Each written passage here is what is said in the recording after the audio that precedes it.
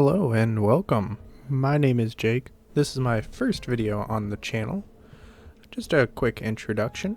I'm a huge NieR fan, among many other video games, franchises, and animes. I wanted to create this channel to share the journey as I deep dive through the NieR franchise and potentially into others. So with that quick intro out of the way, today I wanted to start a series breaking down some of the short stories released during the 15th anniversary NieR livestream event, as I have not seen much discussion about them. I'll have the stories linked below, but a quick disclaimer, these stories are only available in Japanese on the Square Enix website. The way I was able to read them myself is I did use ChatGPT to translate, so you may be able to do that yourself. And also please be aware that there may be slight translation errors. It seemed to do pretty well, but I don't speak Japanese, so very hard for me to judge to be sure. Today, we will be taking a look into a story called A Discarded Memory. Spoilers if you have not beat NieR Automata and the subsequent endings. I'll first break down the events of the story, paraphrasing some and reading some directly from the translation. And then at the end, we'll have a bit of a discussion about the story and some of its bigger implications on the NieR franchise. So beginning the story, it opens seemingly not long after the events of NieR Automata, year 11945, stating the war between the machines and androids are coming to a close, then moving our focus to the main character of this story, a lone machine life form standing in a battle-scarred forest. Copper body on two legs with a jump heap on his back. Remind you of someone? He was looking at a particularly thick tree, ravaged by war, never to be green again. He reached out and touched the tree, saying to himself, "Pascal, it is too vast to be alone here." So, revealing our main character as Pascal, he is back at the village, or at least what's left after the outbreak in the game. This does seem to follow the timeline where you erase Pascal's memories so he forgets the pain. Continuing, the only thing remaining in the village are Pascal, the tree, and the flowers that litter the landscape where the machines used to live and play. Now, these are not organic flowers, but ones Pascal makes out of metal shafts, scraps, machine cores, and gears. In pure silence, Pascal looks at these flowers, and he decided to reach out and stroke one, but at last, it did not ease his loneliness. After some time, almost so enraptured in his work, Pascal did not notice, but a child came up and offered him some junk. Pascal was thankful, as he would use this to make more flowers. The child seemed to be the only one to ever come to the village. Now, the child decided to ask, why did Pascal make the flowers? And Pascal responded, "Why, I'm sorry, I don't know, not even about myself." He had no memories. When he became aware, he was already walking towards the village, and he remembered nothing before that. And when he arrived, all he saw were the ruins and the piles of junk. He did not know what happened, but felt uncomfortable, so he cleaned the village. The emptiness of the village compelled him to make the flowers. Anything to fill the void of the emptiness. It felt wrong, but he did not know why. He tells the child, "People who knew me in the past called me Pascal." The child says, "Maybe you liked flowers," ignoring his previous statement. Pascal was unsure how the child felt, but then the child added it would go to a nearby canyon and pick some real rare flowers for Pascal. I've been playing too much Dragon Guard 3, oh my gosh. Pascal could not be happy, as he knew the canyon was home to the androids who would kill any machines even after the war was over. These were extremist androids who seemed to hold resentment and further anger towards the machines, even though the fighting was gone. He had to warn the child. He couldn't let the child go. But when Pascal tried to, he couldn't. His thoughts froze, and he thought of what emotion would cause him not to want the child to go to the canyon. That emotion was fear.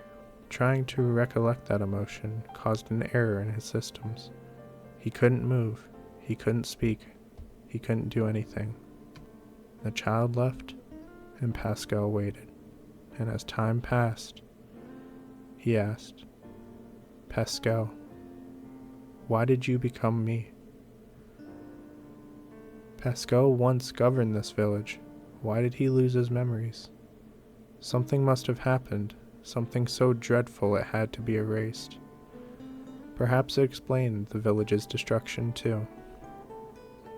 But even these speculations were interrupted by the error born from the missing emotion. 3 rotations of the tree's shadow have passed, and the child had not returned. Pascal chose to forget the child and go back to making flowers. And when he did, a female android approached. She introduced herself as part of the resistance. "Hello there." When he greeted her, she was taken aback. "As rumored, you are a gentle machine life form." She was a bit taken aback, even in the times of peace. Finding a machine life form that did not attack on sight was still even a rare occurrence. There's intel that extremist androids will arrive soon. Even if they're our kind, we can't ignore them. We'll strike first, the android said to Pascal. She asked Pascal to help, and he agreed to help and rally the machines for the cause, as he is believing he would act as Pascal would have. Pascal joined the clash in the canyon. With the resistance and friendly machines, the battle was won. As the battle was over, the resistant member, carrying an injured soldier in hand that had asked Pascal for help, came up to him and said thank you. Pascal was very modest, ensuring that they would have won regardless. And they turned, seeing one of the flowers that they had made on the battlefield. This was too much for Pascal. He remembered what he had forgotten. He collapsed to his knees. "This is," he said, the emotions he had sealed away, the pain he had forgotten with memories deleted to protect his heart, the terror of death and despair of the child's. Pascal had once taught machine children about emotions, hoping it would lead to peace. But during the village incident, the children saw destruction and couldn't bear the fear and despair. They ended their own lives. Pascal, overwhelmed by loss, chose to delete his memories. These memories would never return, but if he did, he knew he wouldn't survive them. He returned to the village ruins and made a flower from the child's remains, modeled after the flame-like flower he'd found. He finally understood why he made flowers. They were offerings for the fallen, atonement from a forgotten self. "This will be the last flower," he said. He resolved to call himself Pascal again, to carry on the will of his former self who loved peace. Now we will jump ahead a bit, 15 years later, to the year 11960. Pascal is living in a thriving machine village again, but not just machines this time, peaceful androids too, all living in harmony. The tree began to bloom again. A child approached Pascal with a book containing a ghost story and asked, "What does scary mean?" Pascal pondered and said, "You don't need that feeling," smiling. The children didn't argue. "Scary's no good, no scary," they said. Pascal went to the canyon where the extremist once fought, now a dumping ground for dangerous remains. He threw the picture book into the pit, burned android limbs, deactivated heads, oozing black fluid, twisted parts. Among them, the cute ghost on the book's cover smiled. Pascal turned back toward the village. The junk flowers still bloomed, unchanged. "I hope the children never know fear and live in happiness forever." He prayed to a small flower again for that tie. And so with that concludes a discarded memory. I really enjoyed that story. So with that concludes a discarded memory. For an online short story, I am blown away. The detail, the development, and just the quality are beyond what I could ever expect. But should I really be surprised with Yoko Taro at this point? Now, for some discussion on the story itself, just one little quick detail. Do you think the flower he prayed to at the very end, do you think that was a lunar tear? It could be interpreted to be one of the machine flowers that he built, but the machine life form that went and passed away said he was going to look for a very rare flower. And in all the Dragon NieR universe, I would think that would be a lunar tear.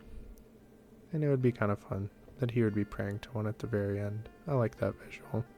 Now, this did bring some interesting considerations, as we have only gotten small glimpses into the aftermath of NieR Automata, mainly being the NieR Orchestra concert, which Godfire Breakdown has a very great video on the most recent one, giving some details, and one of the stories actually does parallel one of the short stories that we get.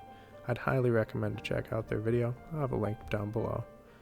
And hopefully we will actually go over that short story in one of our future videos.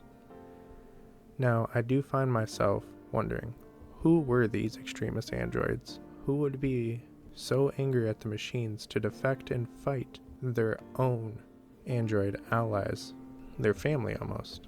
The only one that I could guess by name would potentially be Jackass, and that would be from reading the machine research report, and then also seeing how they act in Yorha Boys towards other androids. It seems that one, they are very upset against the machine life forms, and they also don't really have quite what we would consider a human outlook towards their peers, where they were wanting to actually experiment on some other peer-resistant, even though defectors, resistant androids in the Yorha Boys. Now, beyond them though, I would be quite unsure who might have been on the opposing extremist side, who would have been on either side as well. Now, who do you think? Do you have any considerations on who might have been on either side? I'd love to hear the discussions in the comments. I am so happy that Pascal got a happier ending than the one they got in the game. It was such a tough decision, making the choice to wipe their memories or not. I personally went with wiping his memory, so it was fun to see a direct follow-up from that ending and see it actually turn into a bit of happier outcome. Even if it took him going through the cycle of regaining his memories again, it really did bring something warm in my heart to know that it turned out a bit better for him. And justified my decision a little bit too to, go with wiping his memory versus not, because I was unsure if I made the right decision in that moment, but is that not about every decision in the NieR and Dragon Guard franchise? Was it the right one? And there's never really an answer for it. But I do want to ask, do you think this was a better ending? And what choice did you make in the Automata game? And do you think that there's anything different that could have happened from the different choices made? I would like to see some more about this civil war, as we haven't really seen much, and it would be interesting to see who's on each side and what's going on there. Maybe we could see more in some short stories that would come out, or, we could even be so lucky that maybe this is something that gets explored in a future game. The Dragon NieR series is about events repeating themselves in the cycle, but it seems like Pascal might have broken the cycle. Do you think he is just doomed to repeat this again, to where the village will be destroyed or something terrible will happen again for him to wipe his memories over? Or do you think there's some way that he has actually broken free? So with that, we'll be wrapping up here. I found the story very fascinating, as Pascal is one of my favorite characters. What are your thoughts on this story? And who's your favorite character? I'll continue to go over the other short stories from the 15th anniversary event in future videos. And I just want to say thank you for taking the time to check out my first video, especially if you made it this far. If you enjoyed and want to see more, be sure to stick around. Like, comment, subscribe if that's something you want to do. And as always, have a wonderful day. Thank you.